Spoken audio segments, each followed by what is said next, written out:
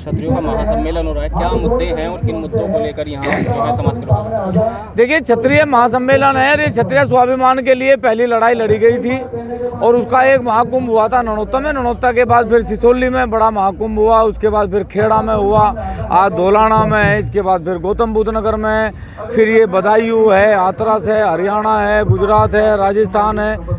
ये लड़ाई स्वाभिमान की लड़ाई है। भारतीय जनता पार्टी के सांसद जिस प्रकार से एक जाति को गाली दे के महापुरुषों के नाम के सामने जाति सूचक शब्द लिख के इस देश के एक बिरादरी का बहुत बड़ा अपमान करने का काम कर रही, माँ बहनों को गाली दे के इस देश में राजनीति करने की परंपरा को चला रही, ये उसका विरोध है।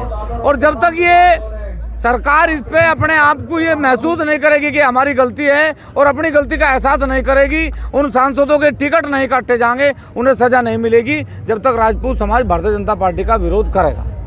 तो आगे की रणनीति जो है वो क्या है? आगे की रणनीति कुछ नहीं, पहले चरण का चुनाव 19 तारीख तक है और लास्ट चरण का चुनाव जिस तारीख तक होगा उस तारीख तक विरोध करेंगे, ये रणनीति है। इस बार राजपूत समाज जो है भाजपा के खिलाफ जाने का मन बना चुका है।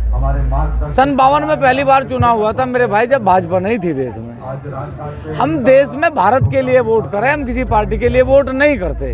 हमने 14 में भी भाजपा को वोट नहीं करी, हमने राष्ट्रवाद के नाम पे वोट करी। भाजपा राष्ट्रवाद के नाम पे जब छलने लगी, जातिवाद पे चली आई, तो हमने भाजपा का विरोध शुरू कर दिया, क्योंकि 52 में भाजपा नहीं थी। तो इसलिए राजपूत समाज, इस भारत के लोकतंत्र लोग सब भारत के लिए वोट करें, किसी पार्टी के लिए वोट नहीं करते। जैसे भाजपा के लोग संविधान बदलने की बात कर रहे हैं, जिसमें बोलने की आज़ादी मिली है जनता को, यदि संविधान बदल जाता है तो क्या उसमें बोलने की आज़ादी का वो होगा? तो मेरा निवेदन है भारत के लोकतंत्र से, भारत के वोटर से मेरा निवेदन है कि जो पार्टी लोकतंत्र में संविधान बदलने का प्रयास करे, लोकतंत्र उसे ही बदल दे। वो पार्टी नहीं रहने की तो लोकतंत्र भी बचा रहेगा।